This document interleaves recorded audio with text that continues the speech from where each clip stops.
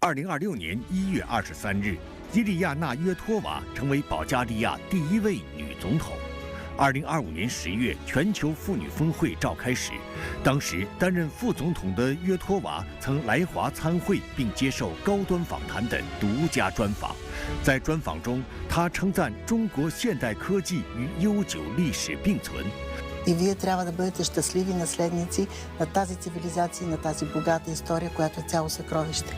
他积极评价中保关系的稳步发展。 За пример за това как може да има разбирателство между два народа, как може да се работи общо за просперитета и на китайския и на българския народ.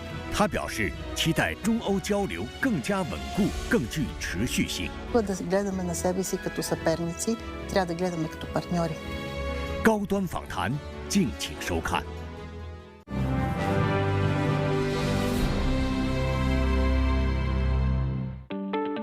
保加利亚位于东南欧巴尔干半岛东部，北部与罗马尼亚隔多瑙河相望，西部与塞尔维亚、北马其顿相邻，南部与希腊、土耳其接壤，东部临接黑海。2026年1月，保加利亚迎来了第一位女总统伊利亚娜·约托娃。上世纪90年代，约托娃曾是保加利亚国家电视台的知名主持人之一。 1997年，他正式踏入政坛，当选保加利亚国民议会议员、欧洲议会议员。2017年到今年1月，担任保加利亚副总统一职。 约托娃女士，欢迎您来到我们的节目，也欢迎来到中央广播电视总台。 Добре заварили. Много се радвам, че съм тук, защото се чувствам сред колеги и това ще бъде един разговор не между политик и колега, а между колеги. 这一次您来华参加全球妇女峰会。 30年前，中国主办联合国第4次世界妇女大会，当时在会上通过了《北京宣言》和行动纲领，也成为了全球性别平等事业的里程碑。1995年，好像那一次也是您第一次来中国，当时的身份还是记者哈。30年之后，再次参加这样一次峰会，您有哪些收获呢？ Позволете ми първо да поздравя ръководството на вашата държава и на вашия женски съюз за начина, по който беше организиран този форум на изключително високо ниво. Аз самата съм работила 10 години като депутат в Европейския парламент. Винаги пекинската платформа се е споменавала и това беше нашата отправна точка, когато говорим и когато се борим за равенството между мъжете и жените, за равнопоставеност между половете. Беше интересно да направим една равносметка 30 години по-късно. В речта на вашия президент ми хареса една метафора, която искам да споделя и с нашите зрители в нашето студио. Той казва, че защитата на правата на жените и въобще начинът, по който се чувстват жените по целия свят е изключително важен за развитието на света. Защото небето, казва той, се държи от два стълба. Единият стълб са мъжете, другия са жените. Ако единият стълб не е на мястото си, тогава и небето не е на мястото си. Беше направен един много голям преглед на тези 30 години. Безспорно постигнати са много неща. Но знаете ли какво ми направи впечатление? Тъй като имаше представители на много континенти и на много държави, все още тази ножица прекалено много разтворена. И затова мисля, че толкова колкото сме направили за тези 30 години, още с по-бързи темпове и още по-активно трябва да работим поне следващите 30 години. 这一次来北京，我也注意到您抽的一些时间去专门参观了故宫、长城，这些地方都展现出中华民族悠久的历史以及灿烂的文明。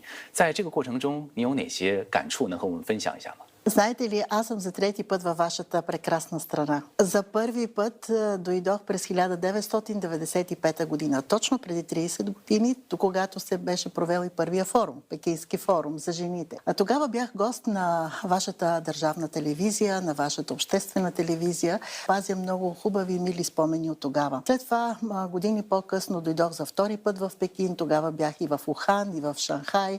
И ето сега отново, сякаш някой ще каже, че всеки път пускам по една монета. Това е традицията, за да се върнеш пак. Аз днес, като си замина за София и за България, пак ще пусна една монета тук в центъра на Пекин, за да се върна още веднъж.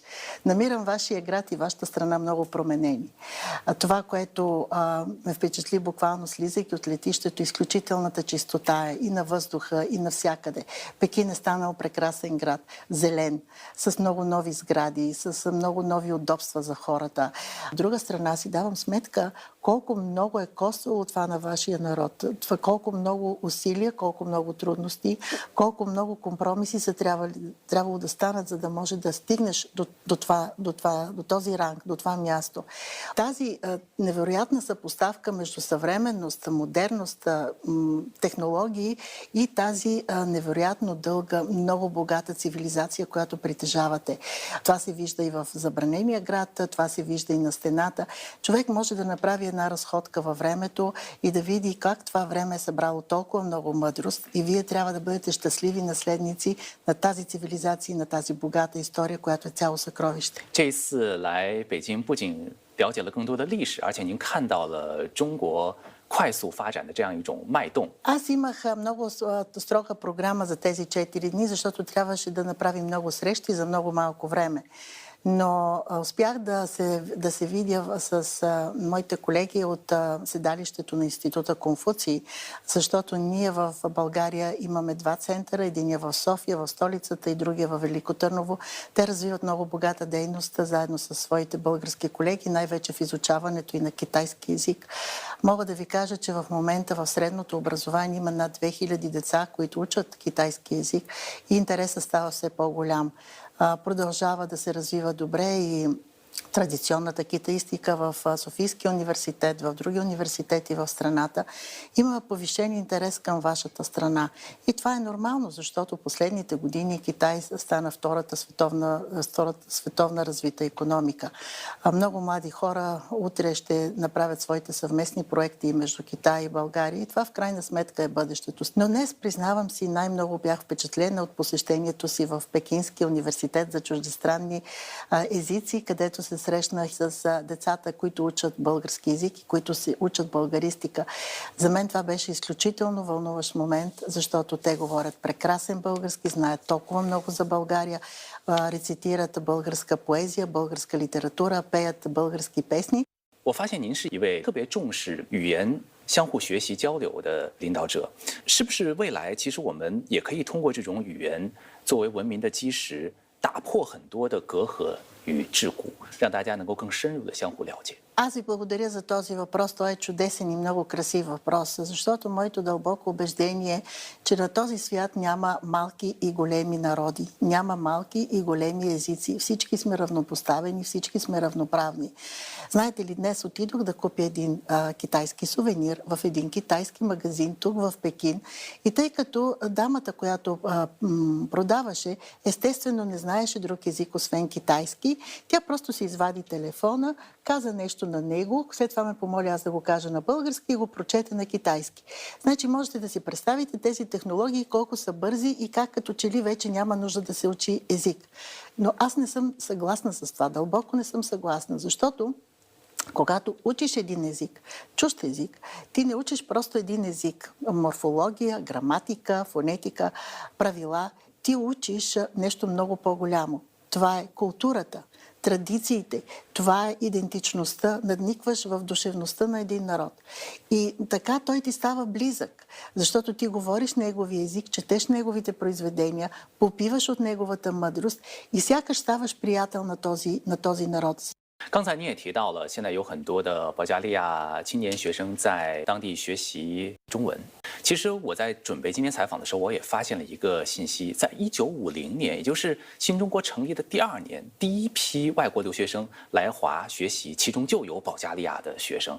当然，现在我们看到也有很多的中国学生去保加利亚留学。青年一代的相互交流是非常重要的，他们既是两国友好交往的这种传承者，同时也是接力者。 Не само, че идват на специализация. Аз вчера се запознах с 2 прекрасни момичета, които идват тук с стипендия да учат в китайски университети в Пекин, защото те са спечелили голямото състезание за моста на езиците. В една малка страна, каквато е България, която говори славянски език, който е много различен, който ние пишем на кирилица, една съвършено друга графична система. Тези деца са научили не само да говорят вашия език, да го пишат прекрасно, те не правят грешки, когато пишат. Това по някой път ни изглежда абсолютно невъзможно, космическа работа, но те се справят и днес те са добри студенти. Днес света е толкова отворен, толкова глобален, че колкото повече езици, чрез тях култури и истории те знаят, толкова повече това е гаранция за техния успех. И аз искрено искам този начин на отваряне към различни държави, към различни начини на обучение. Имаме прекрасни университети, както в България, така и тук. 说到两国之间的人文交流啊，今天您还去了首都博物馆，您还向馆长提出了建议，介绍了保加利亚的文物，希望有机会这样的文物能够到中国进行展览。相信两个历史悠久的文明进行碰撞的时候，一定会产生不一样的火花。 Говорихме за това с ръководството и с директора на столичния музей тук в Пекин. Ние подготвяме, имаме една съвместна идея. Знаете, че България е изключително древна страна.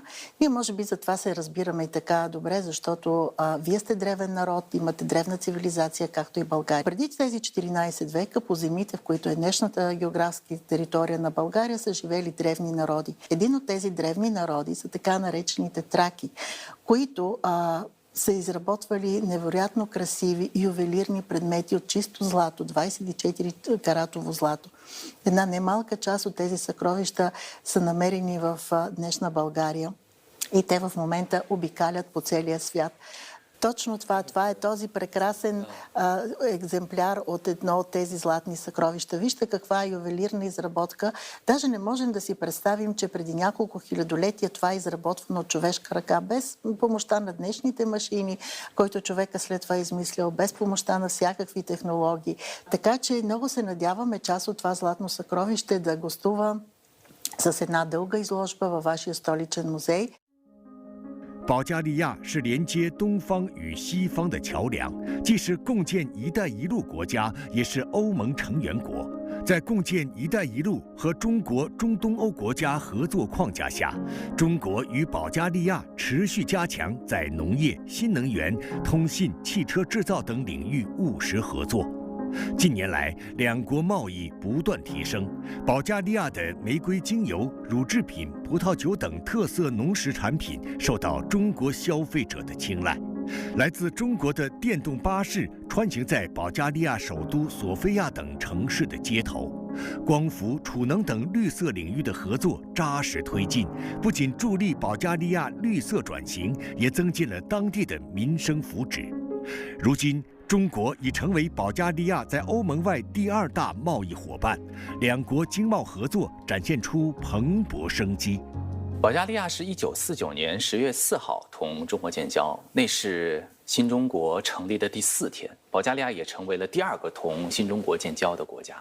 您会用什么样的词语来描绘两国关系的特征？对于两国关系未来的发展有什么样的展望？ Тази година вече станаха 76 години, откакто имаме развити дипломатически отношения между двете страни.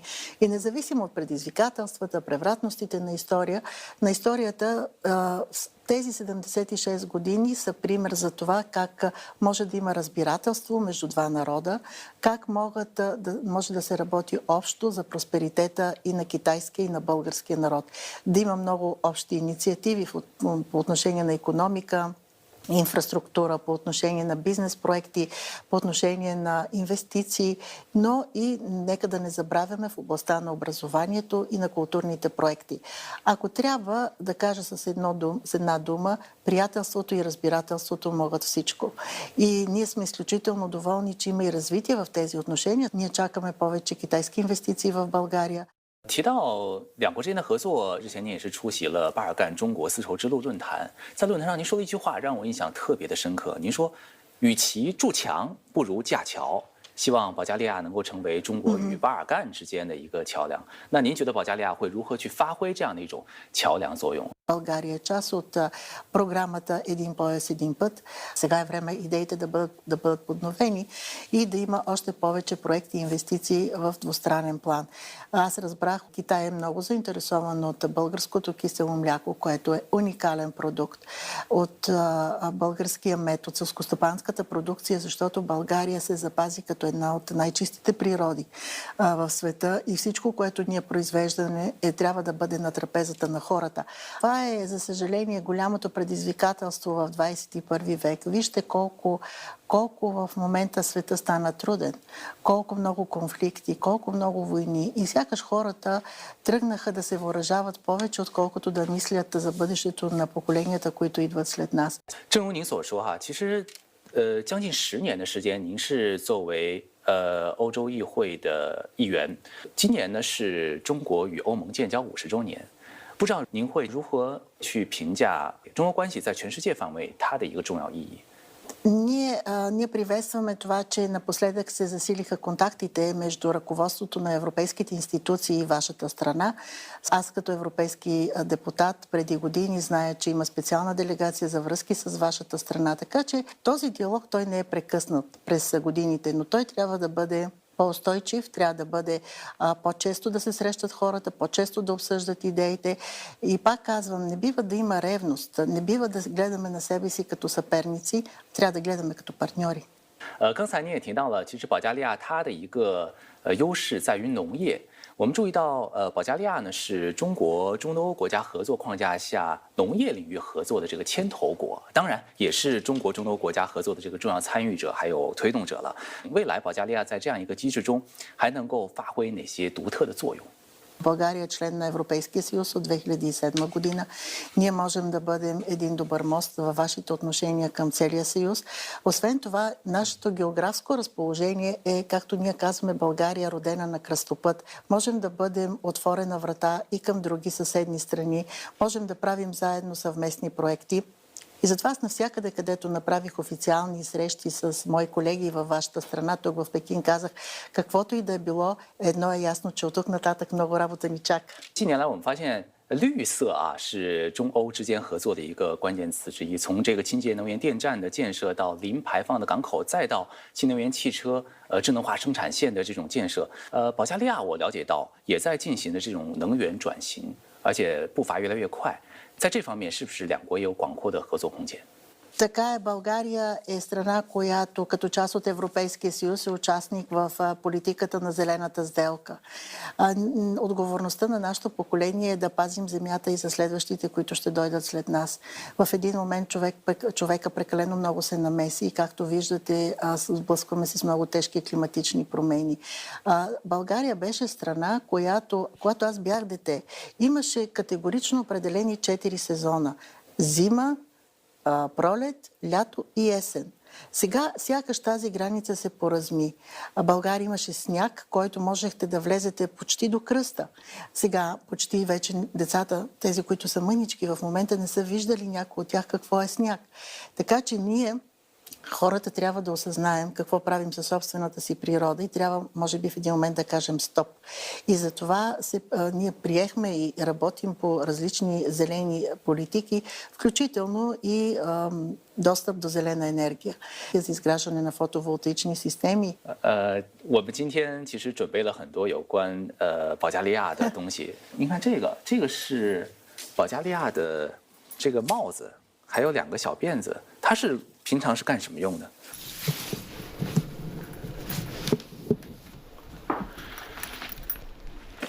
Само искам да кажа, че тази шапка представлява само една част от нашата страна. Тя е много характерна за определен регион на България, защото знаете, че освен всичките други прелести, с които сме известни, България е страната на розите. Ние дойдете през май месец или края на април, целия месец май, Ще видите как един огромен регион от страната просто мирише на рози, на нищо друго, само на рози и е прекрасно.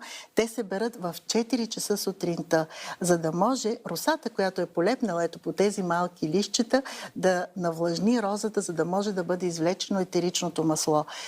Това масло е изключително скъпо и то се продава на най-големите парфюмерийни фабрики в целия свят, особено във Франция, където знаете, че родината на парфюмите. 对，我也记得您在保加利亚玫瑰节上说过这样一句话，说玫瑰就是保加利亚最好的外交名片，这些都是玫瑰精油。 Тя е нещо, с което не просто е цвете в градината, то е цвете в българската душа.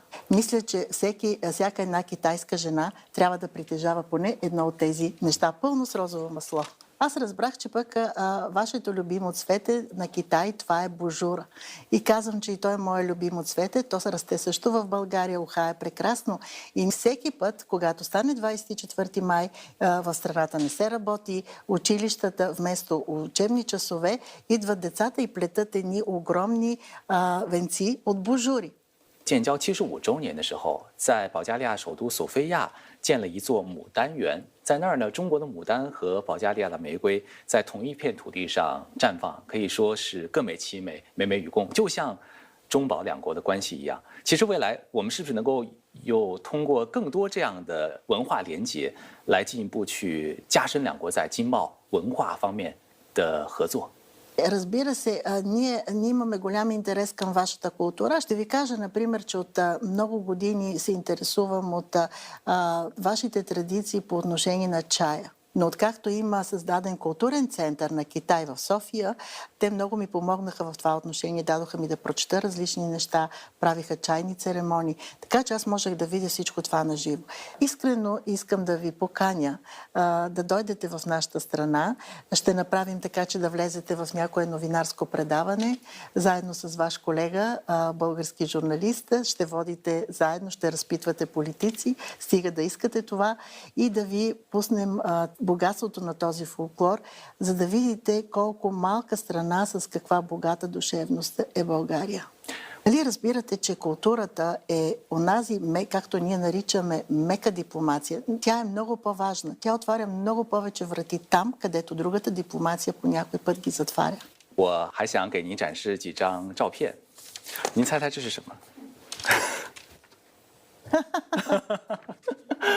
这是您当年在主播台上的样子，您看起来还像当年一样。哇，这是在播新闻的时候哈，这个也是，这是在主持相关的节目，这两个发型不太一样。这是一档新闻节目吗？ Аз много благодаря, много ме развълнувахте от това, което виждам. Една голяма част, да не кажа всички от тези снимки, са от времето, в което аз работих в Българската национална телевизия. А това, което показахте последно, може ли тези снимки да покажа и аз? Ето тази снимка и ето тази снимка. Това е когато водят централните новини на Българската национална телевизия. И знаете ли каква тръпка е в 20 часа да кажеш на 6 милиона българи добър вечер, а вие сте с централната емисия на Българската национална телевизия и сега ще чуете най-важните новини. Сякаш беше вчера. 鉴于您曾经的职业啊，今天呢，我想我们的节目呢应该有一个特别的收尾。接下来就请我今天的搭档来给大家推荐一下保加利亚。 Добър вечер, уважаеми граждани на Китай. Няма да ми стигнат нито няколко секунди, нито няколко минути, за да мога да представя своята малка, но изключително красива страна.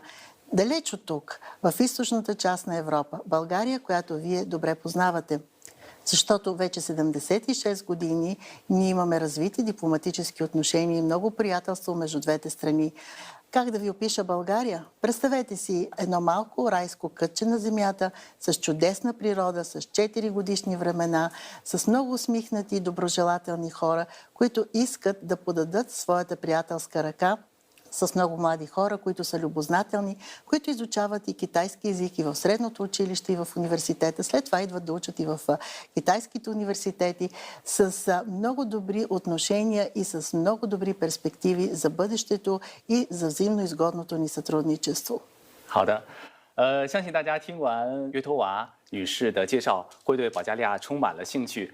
那今天呢，我们的节目也接近尾声了，感谢今天在我们节目中的所有分享，也祝您一切顺利。我们下期高端访谈再见。